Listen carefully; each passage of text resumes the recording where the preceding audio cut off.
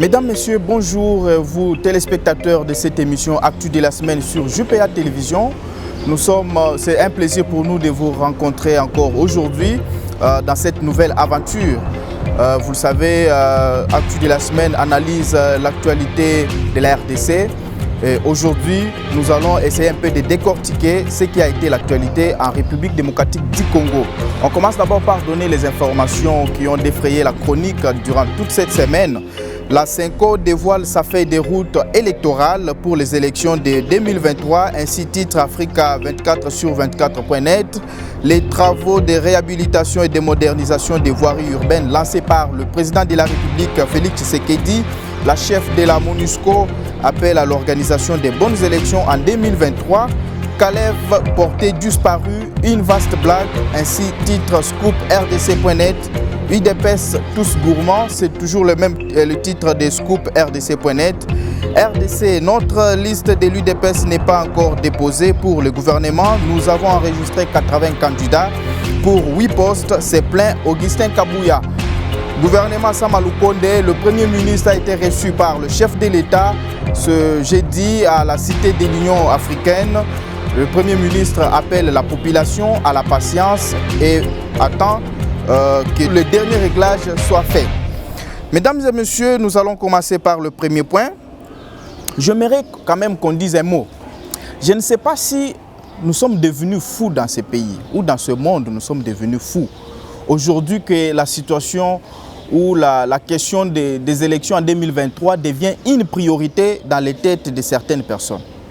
D'abord, c'est la communauté internationale qui en parle.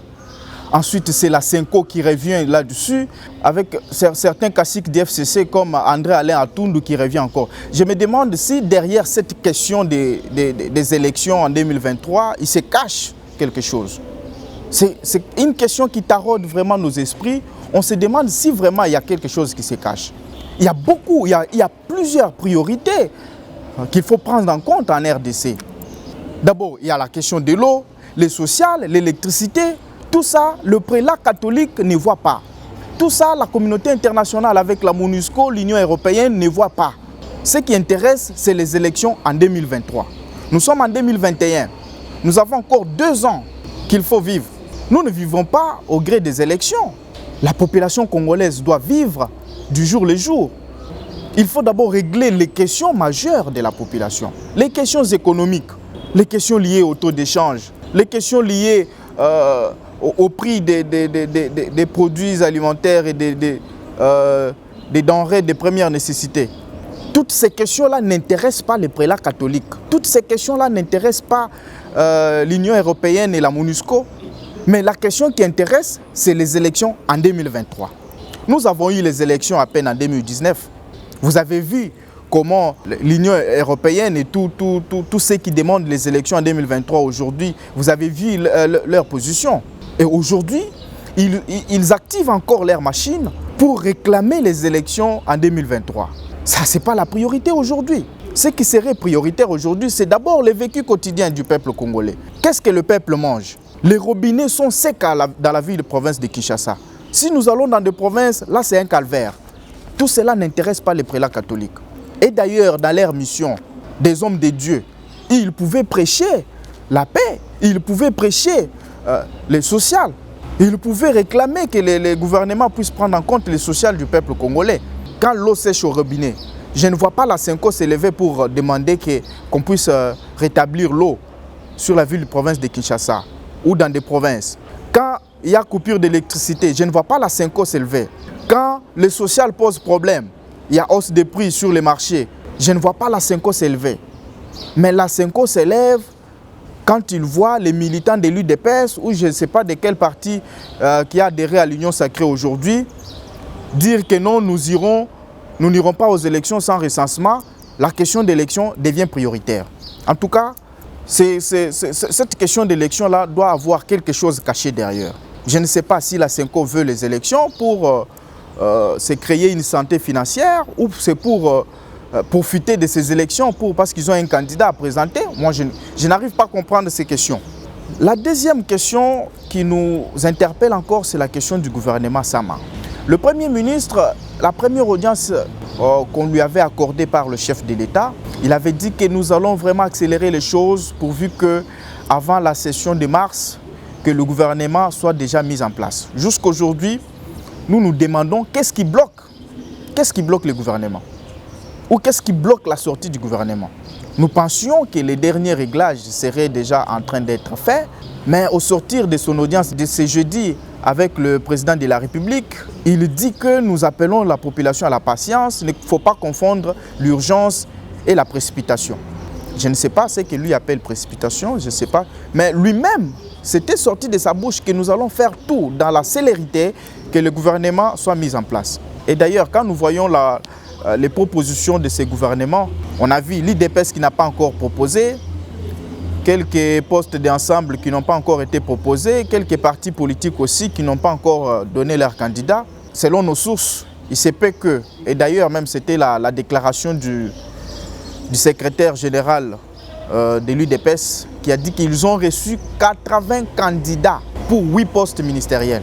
Mesdames et messieurs, chers Congolais, chers compatriotes, soyons quand même sérieux. Pour 8 postes, vous avez 80 candidats. Donc 10 candidats pour chaque poste ministériel. Donc c'est quel est parti politique où tout le monde veut être ministre. Donc il n'y a personne qui veut être DIRCAB, il n'y a personne qui veut être jardinier, il n'y a personne qui veut être conseiller. Tout le monde veut être ministre. 80 candidats. Je me demande, nous sommes dans quel pays? C'est pourquoi même dans les titres de ScoopRDC.net de Innocent Olenga, il dit qu'ils dépassent tous gourmands. Tout le monde à l'UDPS est gourmand. Tout le monde veut être ministre. Donc il n'y a que des ministres à l'UDPS. Il n'y a plus de militants, il n'y a que des ministres. Donc je demanderai au chef de l'État, trop de démocratie tue la démocratie. Quand on veut seulement faire tout dans la démocratie, on tue aussi la démocratie. Il faut un peu de dictature dans la démocratie. Il faut imposer. Qu'il impose. Parmi tous ces candidats-là, il y a des bons, il y a des mauvais, qu'ils fassent un toilettage dans la rapidité. Et certains qui vont se retrouver des DIRCAB, certains qui vont se retrouver des conseillers, chargés de communication, ainsi de suite. Pour servir le peuple, je l'ai toujours dit, pour servir la nation, il ne suffit pas seulement d'être ministre. On peut être membre du gouvernement à un autre poste, on peut être dans l'administration publique, on peut être dans les entreprises publiques, les sociétés commerciales, on peut servir la nation. Donc je demanderai aux dirigeants de l'IDPS de vraiment faire tout dans l'urgence pourvu que le gouvernement sorte. Parce que le pays est vraiment par terre. Vous voyez le vécu quotidien du peuple congolais aujourd'hui. Il y a une crise. Même ceux qui travaillent, ils se plaignent. Cette crise-là, le gouvernement ne voit pas, tout est bloqué. Avec ces dysfonctionnements qui est occasionné par le communiqué de la présidence qui voulait qu'il n'y ait plus encore de dépenses dans des ministères et tout ça, qu'il n'y ait pas de recrutement et tout. Donc le fonctionnement est vraiment bloqué. Le pays est par terre. Je demanderai aux dirigeants de l'UDPS, ensemble avec le Premier ministre, de faire tout dans la célérité que le gouvernement soit mis en place.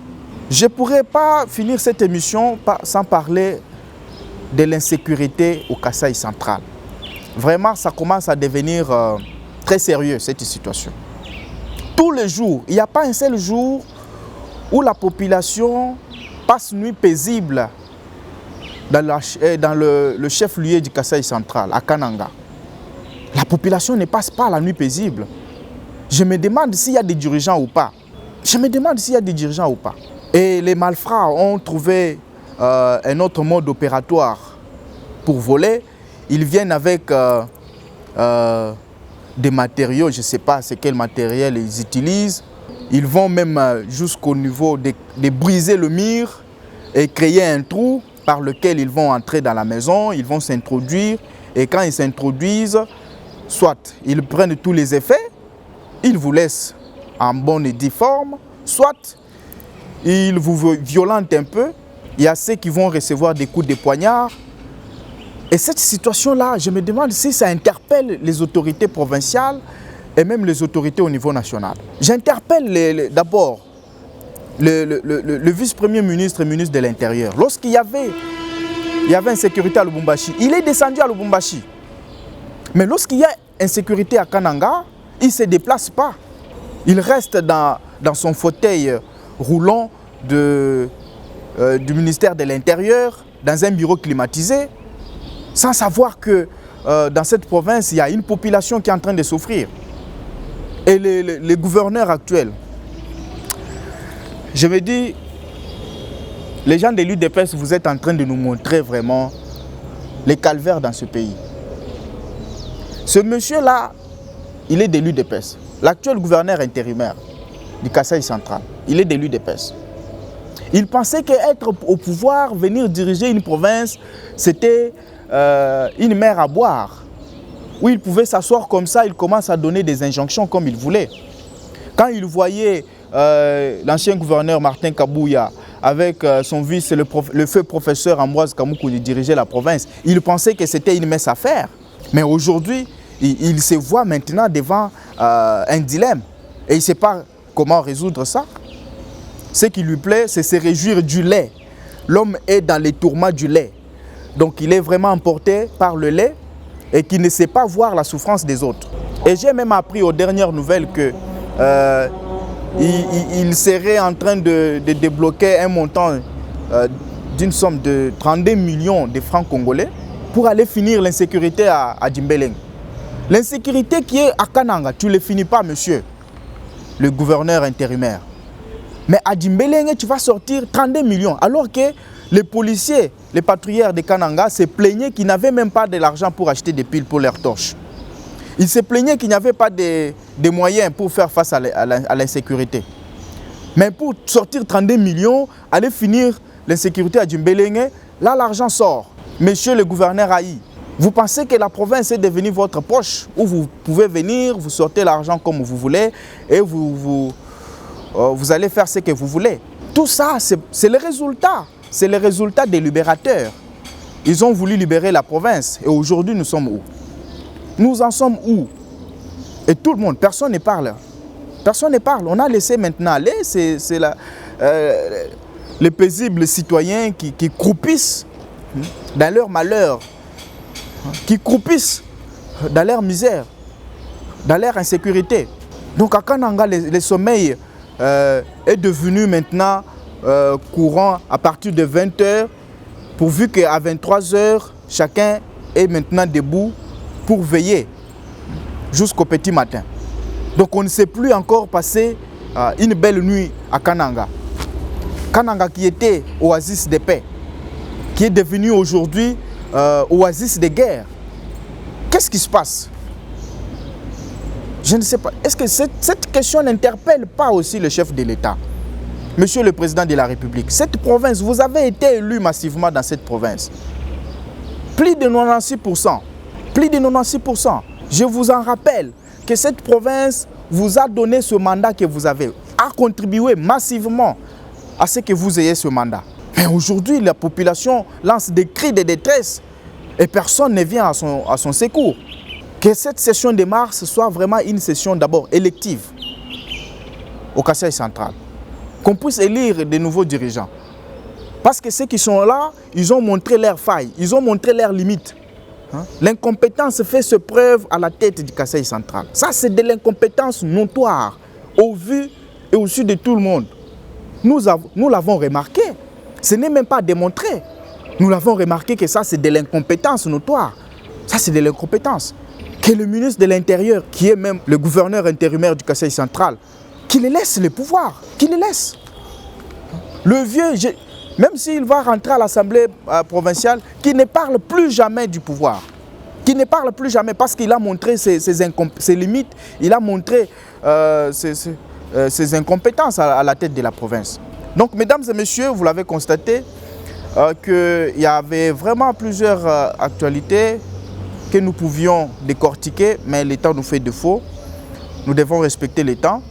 Nous vous demanderons de pouvoir vous abonner massivement à notre chaîne JPA Télévision pour suivre régulièrement les émissions Actu de la semaine et d'autres émissions qui sont organisées par le service des programmes de JPA Télévision. Et ça nous fera plaisir de vous avoir chez vous. Que Dieu bénisse la RDC. On se retrouve prochainement. Merci.